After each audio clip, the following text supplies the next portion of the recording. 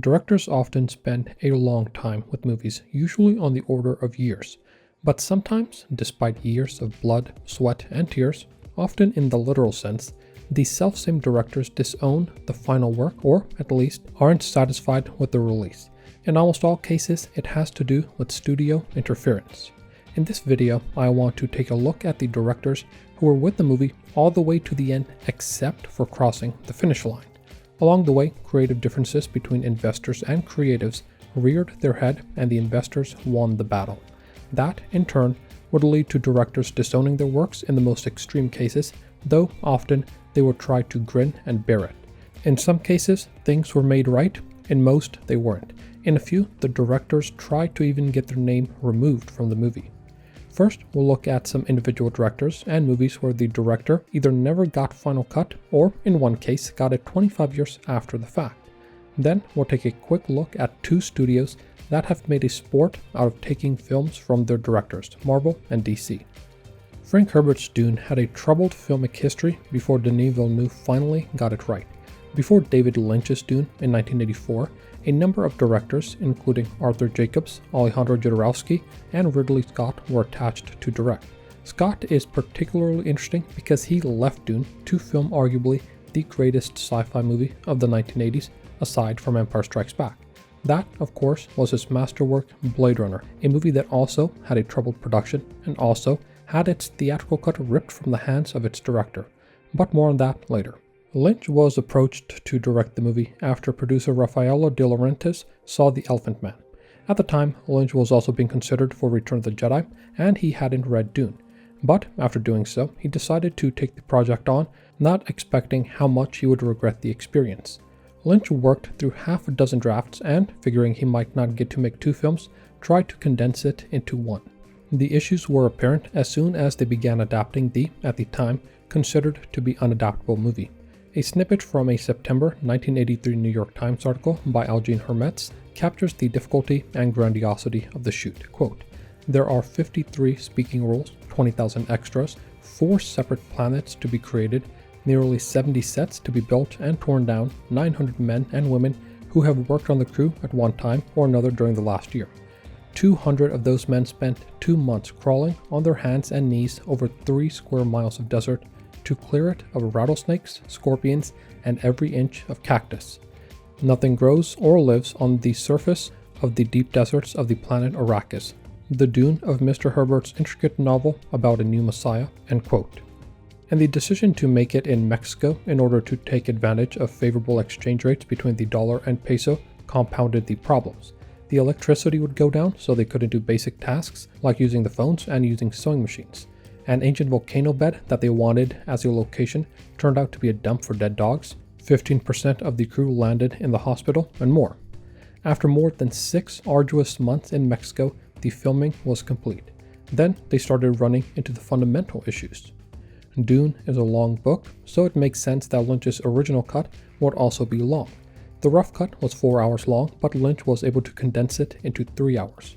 That was already pushing it, but the distributors and financiers expected him to get it down to 2 hours. When Lynch was unable or unwilling to do that, Dino and Raffaello De Laurentiis decided to take matters into their own hands and started to cut or reshoot scenes, including the famous opening introduction by Virginia Madsen.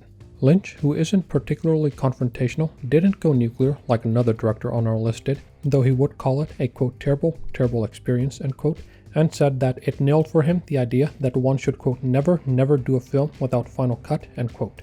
Despite being offered the chance to do his own director's cut multiple times, Lynch has consistently turned down the offer. The longest cuts of the movie were edited together for television. There, Lynch refused to even have his name on the credits. The direction of the movie is credited to Alan Smithee, which is a pseudonym directors in the past have used in order to disown a film. The writing is credited to Judas Booth, a combination of Judas Iscariot and John Wilkes Booth. Evidently, David Lynch is not a fan of his Dune. Ridley Scott's 1982 masterwork, Blade Runner, is probably one of the most important films of all time. While it didn't create cyberpunk, it certainly helped define what we think of when we think of the genre, and it's influenced almost all sci-fi that has come after it. Famously, Blade Runner also had a very troubled production that led to 7 different versions of it existing over the years, thanks to significant interference from studio execs. Ridley Scott began work on Blade Runner after he had departed Dune, wanting to immerse himself in work after the tragic death of his brother Frank. The movie was an adaptation of Philip K. Dick's To Android's Dream of Electric Sheep, while the title was derived from an Alan E. Norse novel called The Blade Runner, where it referred to a smuggler of medical supplies. Despite departures from the novella, Philip K. Dick seemed to enjoy what he had seen of the movie prior to his passing before its release, saying, quote, "After I finished reading the screenplay, I got the novel out and looked through it. The two reinforce each other so that someone who started with the novel would enjoy the movie, and someone who started with the movie would enjoy the novel," end quote. Ridley Scott and Harrison Ford, who played the titular Blade Runner, famously butted heads throughout their work on the movie. 10 years after Blade Runner, Ford said in an interview that, quote, "Blade Runner is not one of my favorite films. I tangled with Ridley," end quote. Still, he respected Scott's vision, and some of the dislikes stemmed from the studio interference on the movie. He said as much in an interview, saying, quote, "When we started shooting, it had been tacitly agreed that the version of the film that we had agreed upon was the version without voiceover narration. It was a fucking nightmare. I thought that the film had worked without the narration, but now I was stuck recreating that narration, and I was obliged to do the voiceovers for people that did not represent the director's interests," end quote. And that is where Ridley Scott's issue with Blade Runner come into play. There were 7 different cuts of the movie. 2 of them were screened for test audiences, while 5 saw some form of public release. The 2 screened ones were the 1982 workprint cut, later disowned by Ridley Scott, which scared the studios and started the interference, but would later resonate with audiences when it was accidentally leaked in 1990 and 1991. The other was a sneak preview shown in San Diego that included some scenes that weren't included in the final cut, which would be the definitive edition. The 5 public releases were the 1982 US theatrical release, the 1982 international release, the 1986 US broadcast release, the 1992 Ridley Scott quote-unquote approved director's cut, and 2007's The Final Cut, which is the only one that Ridley Scott had full control over. The most interesting for us are the 1982 theatrical cut, the 1992 director's cut, and the 2007 Final Cut. By the end of filming, Ford and Scott had a film they were mostly happy with, the workprint cut, but when it was shown to test audiences who said that they didn't understand what was going on, producers decided to insert some narration that was already filmed and recorded, but that Scott had decided to leave out. Scott and Ford argued against the narration, but as Scott did not have final cut, he was overridden. The narration was pretty bad, which led some to believe that Ford intentionally did a bad job, so producers wouldn't use it. According to Ford, quote, "I delivered it to the best of my ability, given that I had no input. I never thought they'd use it, but I didn't try and sandbag it. It was simply bad narration," end quote. The studio would also change the ending of the movie, going with the happy ending, which also ran contrary to what Scott wanted. Shocking as it may seem now, the movie was a box office bomb when it was released and had more mixed reviews than anything, with American audiences criticizing it for being slow. That, of course, would change with Rotten Tomatoes' current consensus reading, quote, "Misunderstood when it first hit theaters, the influence of Ridley Scott's mysterious neo-noir Blade Runner has deepened with time. A visually remarkable, achingly human sci-fi masterpiece," end quote. The 1992 director's cut was slightly more in line with what Scott had wanted, though he didn't personally oversee its creation. It was prompted thanks to Michael Eric, who oversaw the creation, discovering the workprint cut, which theater owners learned of and decided to screen. They got permission from Warner Brothers, who didn't know that they were going to screen this particular cut. But seeing how successful it was, and how much audiences now liked the movie without the narration, they decided to expand the screenings. Scott, however, was unhappy and expressed his dissatisfaction, saying it was more of a rough cut than anything else. Warner Brothers pulled the screenings and, considering the newfound popularity and rise in cult status of the film, asked Scott for his input on crafting a director's cut. Still, the final product was still in the hands of someone else. That was the case until the definitive version of the movie was released in 2007, this being the final cut. This is the only version of the movie that was under Ridley Scott's complete creative control, and is the version he wanted to be released. Scott started working on it in the mid-2000s, but was only able to fully get it done after Warner Brothers closed some open legal battles surrounding the film. He worked with restoration producer Charles de la Zurica, who helped supervise many of the special editions of Scott's movies, as well as for directors like James Cameron, David Lynch, Michael Bay, and the Coen brothers. Scott got to work on creating the masterwork that he had set out to make decades ago, along with a 3.5-hour documentary directed by Zurica that documented the making of Blade Runner. It took 25 years from the date of its release until Ridley Scott was finally able to do the version that he wanted. That said, Blade Runner was a hell of a film from the jump, and despite the first release not being what he intended, it still resonated with a lot of people. American History X was a critical success that earned Edward Norton an Academy Award for Best Actor nomination. It also all but ruined director Tony Kaye's career, though it's arguable that much of the pain was self-inflicted. That said, the drama surrounding the movie also gets to the heart of who a movie belongs to. Things were going well for a while. Kaye was able to deliver his cut of the movie on time and under budget, which is something of a rarity in Hollywood. Often one of those is missing, and sometimes both.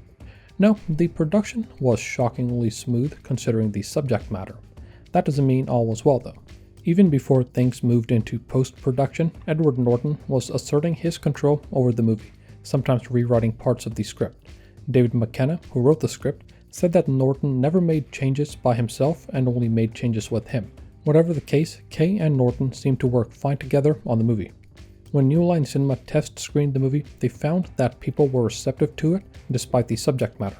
But then, all hell broke loose when Edward Norton demanded to recut the film, refusing to do press otherwise. New Line okayed the idea, and Kaye, through gritted teeth, agreed, saying, quote, "I'm fully aware that I'm a first-time director, but I need the same autonomy and respect that Stanley Kubrick gets," end quote. Things turned violent very soon.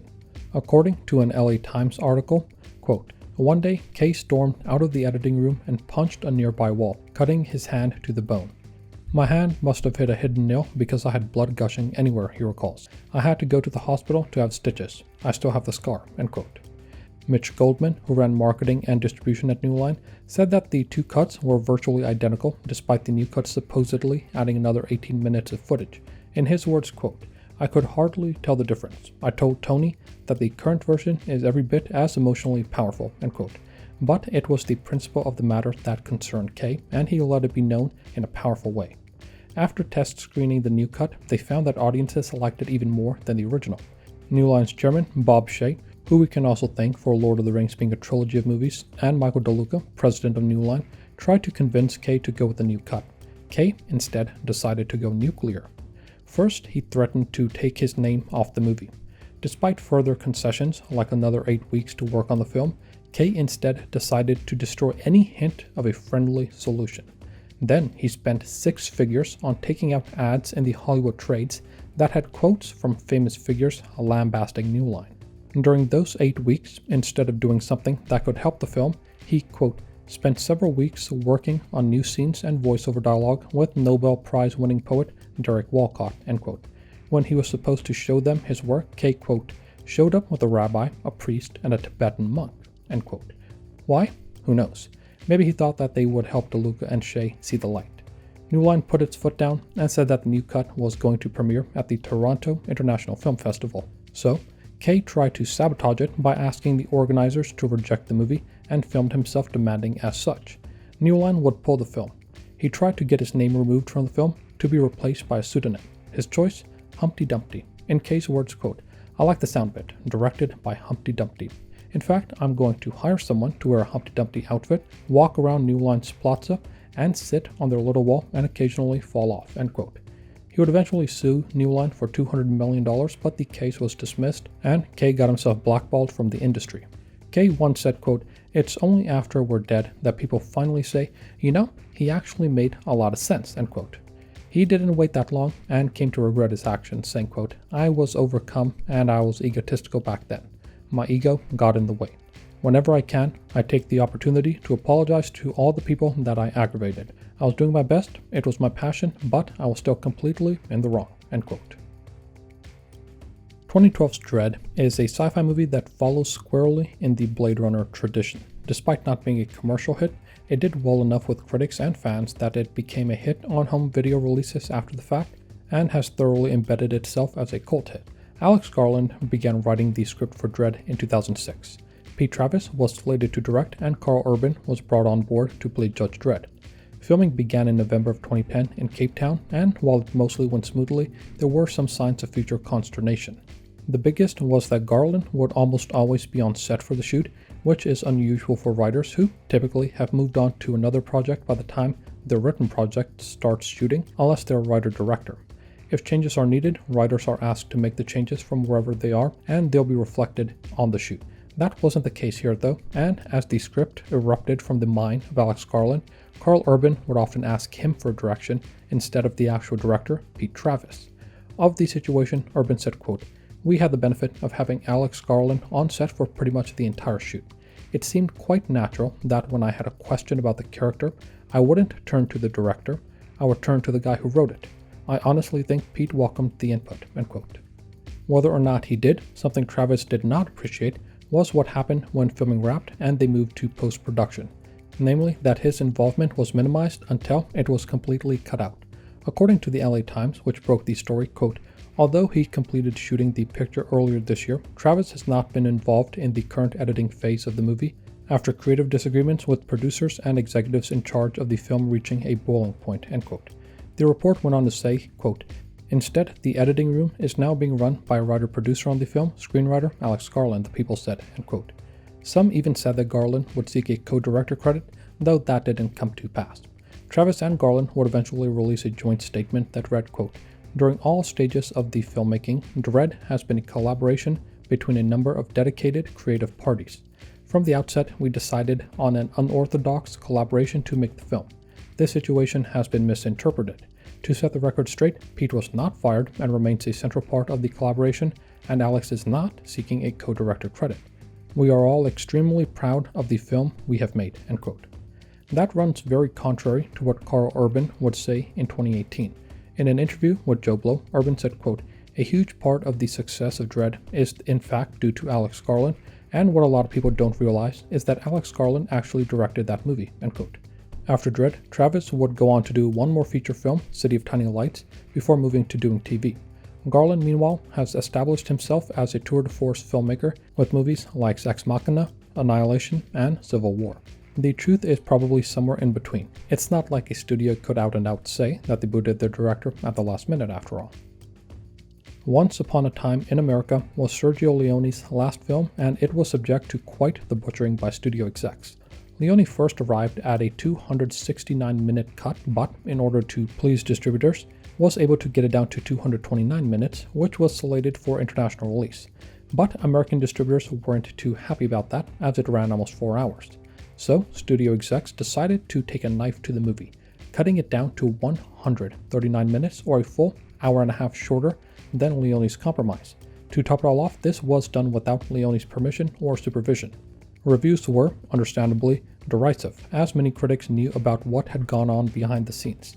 They attacked the short version, with Roger Ebert hailing the uncut version as a 4 out of 4 star masterpiece and the American edit as a 1 out of 4 star travesty. His partner, Gene Siskel, called the uncut version the best film of 1984 and the cut version the worst film of the same year. Leone's daughter, Raffaella, said this of the American version, quote, "He never considered it a version of his movie. To be able to ruin such a masterpiece, it's a record that, for sure, is better to forget, and of which we hope everyone will forget," end quote. Efforts are still underway to release the full 269-minute version of the movie, though a 251-minute version that premiered at Cannes in 1984 to a 15-minute standing ovation is now available. In the years since its release, the movie has been hailed as one of the best gangster films of all time, and is close to being released as Leone wanted it to be. 1986's Heat, starring Burt Reynolds, had a hell of a production, and at times it got violent. William Goldman, who wrote the screenplay, called it, quote, "one of my major disasters," end quote, and said that the movie reportedly went through multiple directors during its short 36-day shoot. Robert Altman was the first choice to direct the movie, though he left over not liking the script. He was replaced by Dick Richards, who had a violent relationship with Burt Reynolds. Whatever brought it on, it would lead to Reynolds literally punching Dick in the face. According to Reynolds, quote, "That punch cost me $500,000, end quote. Richards, understandably displeased, left the movie, which was now to be directed by Jerry Jameson. But for whatever reason, Jameson didn't work out, so they brought Dick back. But for some reason, this movie just was not Richards' scene, because as soon as he got back, Richards had another accident. He fell from a camera crane and had to be hauled away on a stretcher. Richards would later try to get his name removed from the movie, saying, quote, "I had nothing to do with the editing of the film. I was one of 5 directors. All I did was the casting and 13 days of shooting. I should have taken my name off it entirely, end quote. DGA arbitration would credit Richards for directing 41% of the movie and Jameson for directing 31%, so they got a co-director credit.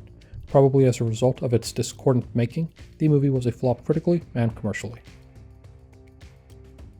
Marvel and DC have a real problem in letting their directors' visions be seen on the screen, and it makes sense to group them together. Whether it's Zack Snyder and Justice League, David Ayer and Suicide Squad, Alan Taylor and Thor: The Dark World, James Gunn and Guardians of the Galaxy, or the Russo brothers and Endgame, it's all but certain that producers and execs at Marvel and DC will involve themselves deeply in the finished movie. And to be fair, part of it makes sense. Marvel was trying to create a unified cinematic universe, and only the people at the top, namely Kevin Feige, were the ones that really knew where it was headed. In order to realize their vision for what the MCU could be, there needed to be a steady hand to guide filmmakers throughout the process. But the word is steady, not stultifying, which is often what it ended up being. Several directors from each studio would complain about incessant studio interference. In most cases, the director would be able to shoot the film as they wanted, adhering to the script that they already had. But once it came to post-production, all of that changed. The movie was taken out of their hands and the producers would take the reins, often putting together a movie that, if not at odds with the director, was unexpected in its outcome. But one commonality here is that the directors themselves are very forthcoming about what it's like working on these superhero movies. In describing how Marvel handles its final cuts, Joe Russo said, quote, "Where I've seen issues is when a director's cut gets delivered and it's not what they were expecting, or it's not working, then Marvel turns it on and they come in and start to work with the filmmaker in a much heavier way to develop fixes for the movie and then go into extensive reshoots," end quote. When crafting a cinematic universe, it makes sense to an extent, though it also risks homogenizing the movies, which is something that we've seen and something that others have commented on. That is, Marvel movies all look and feel the same, with rarely any discernible imprint by the director themselves. James Gunn would ascribe these issues to the Marvel Creative Committee, saying this about Guardians of the Galaxy, quote, "There is some messy villain plot stuff in the first movie I'd like to deal with again. There was a committee working for Marvel at the time, now defunct, who had a lot of input, and that was primarily where it ended up," end quote. The committee was a group of 6 people that were put together by Ike Perlmutter in order to keep costs down and the Marvel brand in good standing. It was eventually disbanded in 2015 at the behest of Kevin Feige, a member of the committee, though not before crossing a lot of other filmmakers. Alan Taylor, who came in to do Thor: The Dark World after Patty Jenkins left the project because of her clashes with the committee, said, quote, "The Marvel experience was particularly wrenching because I was sort of given absolute freedom while we were shooting, and then, in post, it turned into a different movie. So that is something I hope never to repeat and don't wish upon anybody else," end quote. David Ayer suffered the same indignity on Suicide Squad, where, after he was finished, DC did $20 million worth of reshoots to lighten the mood before wrenching the final cut away from Ayer. And while Zack Snyder was able to make things right with Justice League, Ayer never got that chance. Despite wanting an Ayer cut, he would never get it. That incarnation of the DCEU had moved on by then, and Ayer simply stated, quote, "I'm done with DC," end quote. Movies being stolen from directors in post-production is a surprisingly common occurrence, though considering the secrecy that surrounds this kind of stuff, it's rare that it's ever a clean-cut kind of thing. In some cases, the directors are open about it, like David Lynch or Tony Kaye or several Marvel directors, but in most cases, they're a lot more diplomatic about what went on, and it's likely the full story will never be known.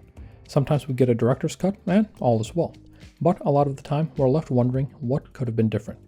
Making a movie is a long, expensive endeavor that involves a lot of people, so it's inevitable that toes get stepped on. Ideally though, if a director was trusted to the point of giving them tens or hundreds of millions of dollars to work with, they should be trusted to deliver the final product, even if it might run foul of test audiences.